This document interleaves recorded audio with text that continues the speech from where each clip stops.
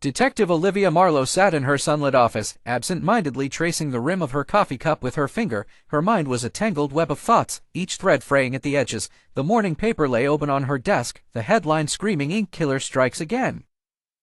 A series of murders had shaken the city, each victim found with an unfinished letter beside them, scrawled in their own handwriting, but missing the final, crucial word. Marlowe knew the cases were connected, each letter serving as a grim signature of the killer she had yet to catch. The detective's phone buzzed, startling her from her reverie. It was Sergeant Blake, her reliable and sharp-eyed partner, with a new lead. "Olivia, we've got something. The victim's handwriting matches the application form submitted by our key suspect from the last case. It's Harold Smith."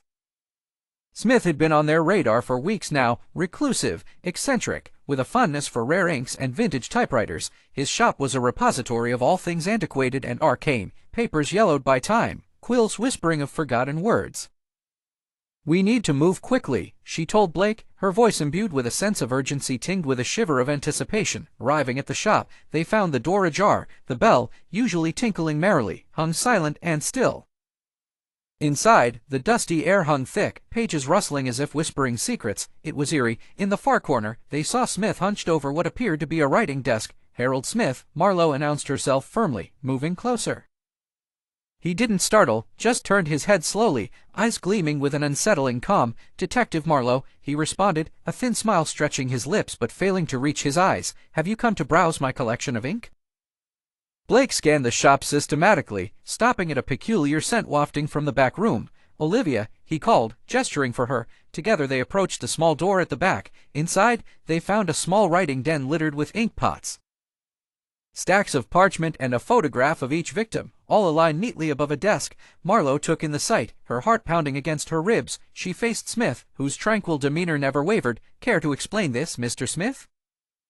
He chuckled lightly, the sound feathering the air. "Every letter tells a story, Detective," he replied cryptically. "It seems my muse chooses her authors, and now, it seems, she has chosen you." Olivia's mind raced, piecing together the fragments. Suddenly, the answer coalesced: an unwritten letter, not a physical one, but the story of each victim's untold end, crafted by a man who lived through the tales of his inks. Marlowe noticed an ink-stained glove hidden beneath the papers. She seized it, realizing it was the final piece needed to solidify Smith as their killer. The prince would confirm it. As she bound his wrists in cuffs, Smith gazed serenely, as if content with his part in the enigmatic story finally being revealed. The unwritten letter was no longer a mystery, but a tale wrapped tight within the brilliant confines of ink and paper, shaped by the mind of a killer who found the final clue written within the stars of his own narrative. As Smith was led away, Marlowe and Blake stood silently amidst the remnants of the peculiar paper world, knowing that in the world of ink, silence had never spoken so loudly.